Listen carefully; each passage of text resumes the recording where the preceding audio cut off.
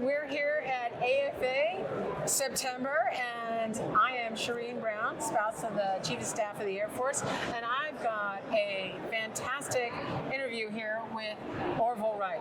He is the President and CEO of Air and Space Forces Association, and we want to talk about a few things with our quality of life. So if you would share with me, are you ready for this? If you can kind of give me an overview of how Air and Space Forces Association has their current initiatives. What are they? And they're currently trying to improve quality of life, I would hope, initiatives for our military families. So can you tell me a little bit about how that relates to Air Force and Space Forces Association? What are you looking at, and what are you trying to do with those initiatives? Well, first, we're here today and talking about this. Thanks to your leadership. Some more than a year ago, a former chairman of the board, AFA chairman of the board, Chief Master Sergeant Number 14, Gerald Murray, and you and I got together and talked about the opportunities.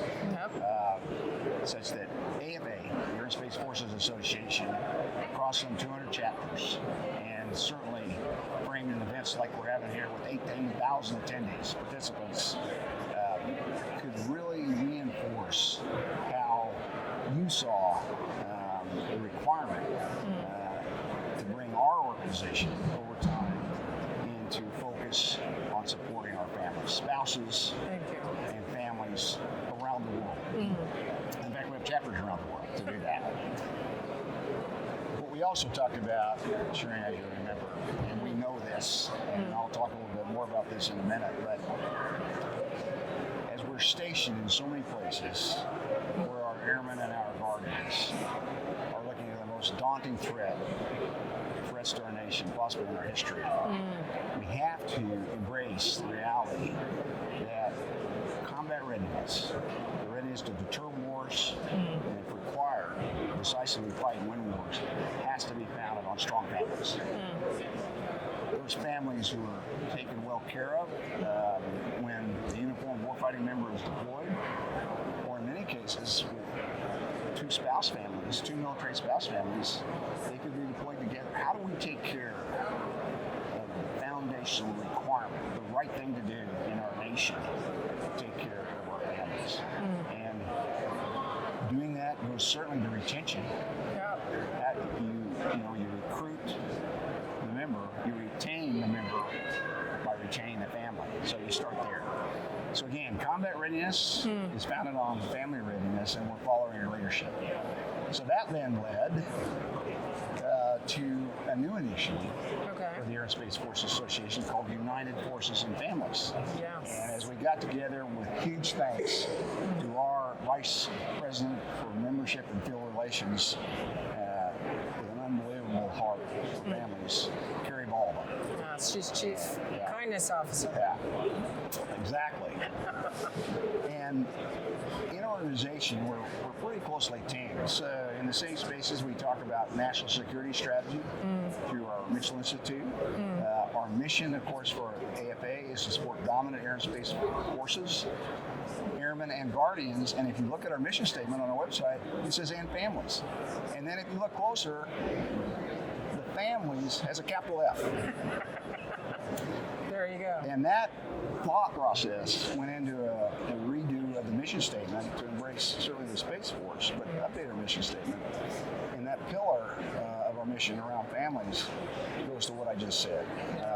Combat readiness is founded on family readiness. So out of that, the United Forces and Families Initiatives, F2.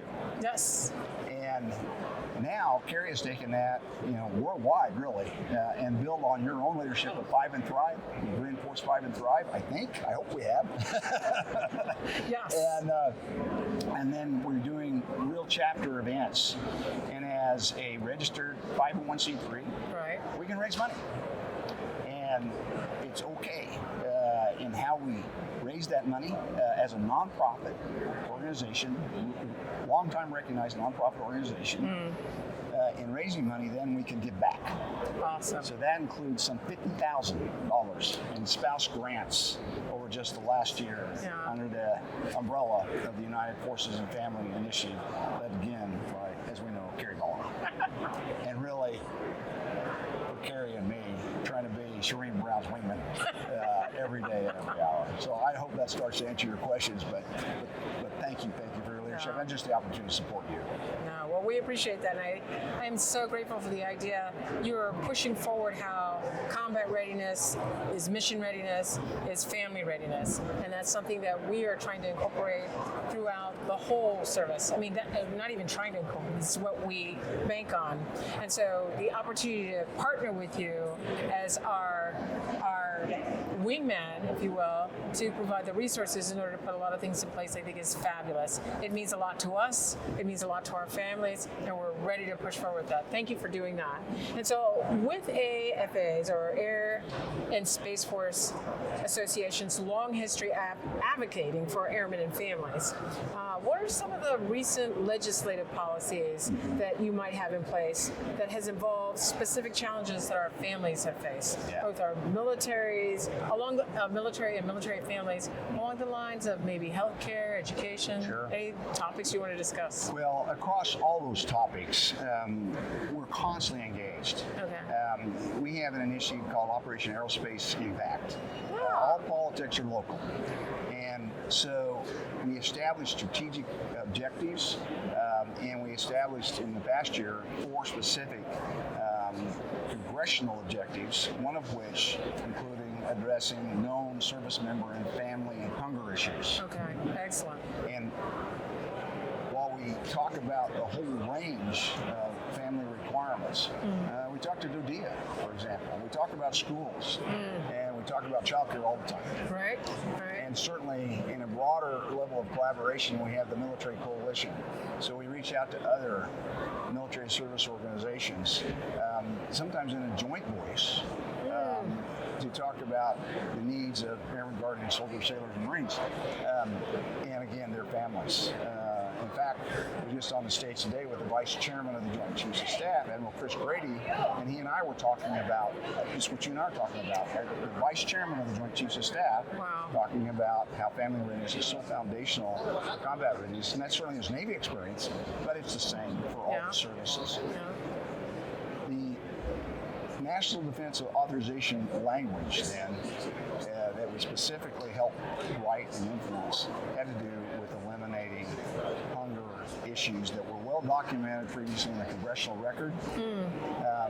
That document actually defined the reality that thousands of families, members and subsequently their families, have been facing hunger issues. It's just heartbreaking. Yeah, it's streamlined. And so what has happened is in this NDAA that we hope gets passed soon, this National Defense Authorization Act, fingers crossed, there will be specific language to how we relook housing allowances such that there's more money in the pocket of the member. Oh, that's fantastic.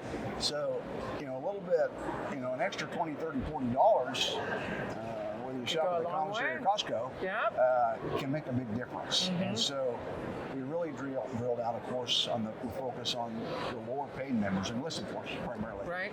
To ensure that not a one of them has to face, given that they've held up their right hand to support and defend the Constitution of the United States with their lives, they have to face a financial issue that actually has led, documented, to going hungry.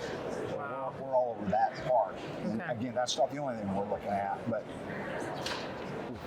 with real specificity, I think we've got some important words in the National Defense Authorization Act to re-look how we go through the analysis for housing allowances, and again, within the housing allowance, more money to buy food.